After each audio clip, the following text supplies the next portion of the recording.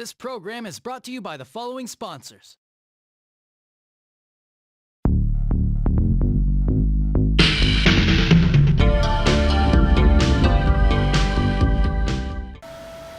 Hey, what is going on, guys? Jay Shy here with another video, and this video is going to be a little bit different. Well, a lot different, actually.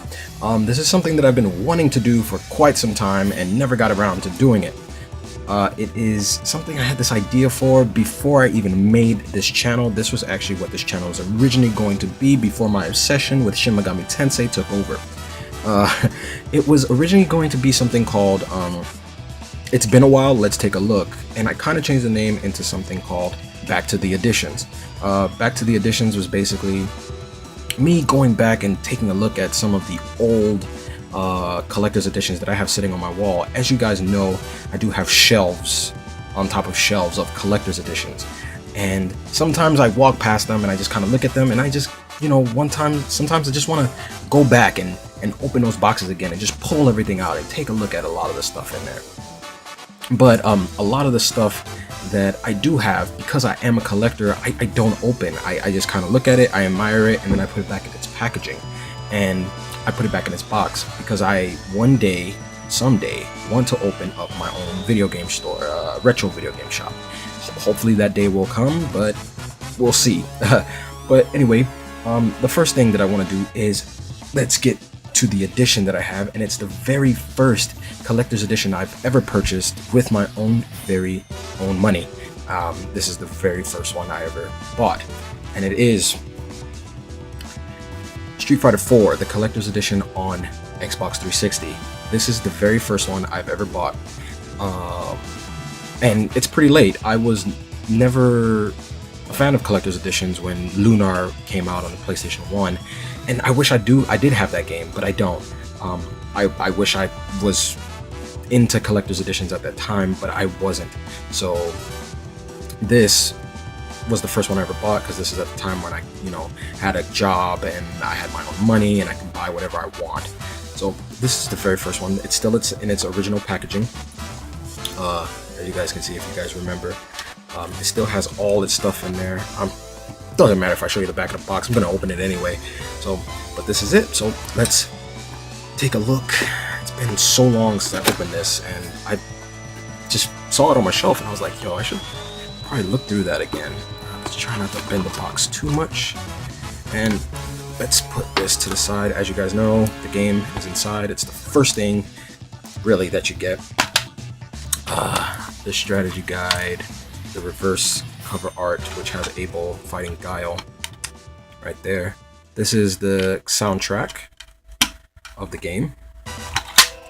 The game itself, the full colored manual that Capcom doesn't do anymore. Shame on you, Capcom. But that's the game. Let's put that to the side. Next is the Ties That Bind DVD that came with the collector's edition. I don't think this came with any other version of the game. It was a short DVD anime. It was a little lackluster. It was okay. I didn't like it too much. Has some promo codes in there. You guys can go ahead and try and steal that, but I'm pretty sure that I've already used it. Here is some more cover art of Seth and other Street Fighter characters. There you go. It's pretty cool. The collector's bonus disc. I believe, if I'm not mistaken, the DVD is on here, along with some other goodies and such. So that is Ties That Bind. Put that to the side. It's been a while since I looked through here, man, so I'm just like, oh man, I think it's finally time to do this. The collector's hint book. This was a hint book for all the Udon art, and it shows you how to do some of the combos of the Street Fighter game. It was interesting, but it told you how to do that, but not how fast you needed to do it. So unless you're like a tournament player, you never really knew.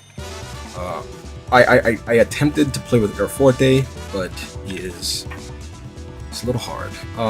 Rufus was always the easy one to play with. He's really fast for a big guy, but this was actually really interesting. Love this thing. Next is something that never came with the collector's edition. I just added it to the collector's edition, and it is Ryu's headband.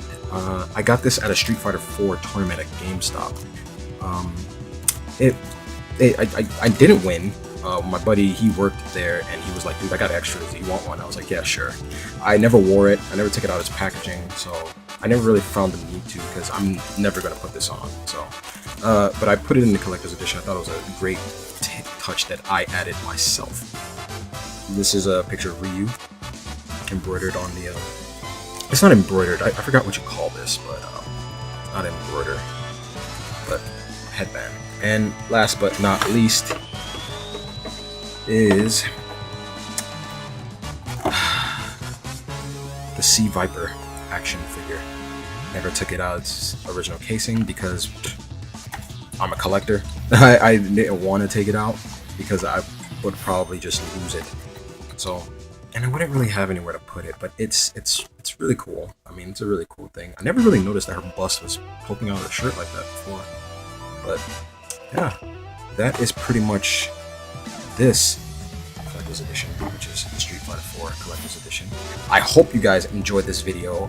If you guys enjoyed it, I will be doing more of these, but only if you guys really enjoyed it. I mean, I enjoy this stuff because every now and then I would like to go back and look at these collector's editions that I own and open them. I even have some collector's editions I've never even opened because I didn't want to play the game because I got them as either gifts, and I haven't played the first game yet, and it's usually I get the sequel as gifts.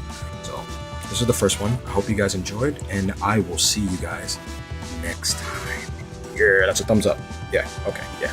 Okay, my hand's too big. Okay, what? Yeah!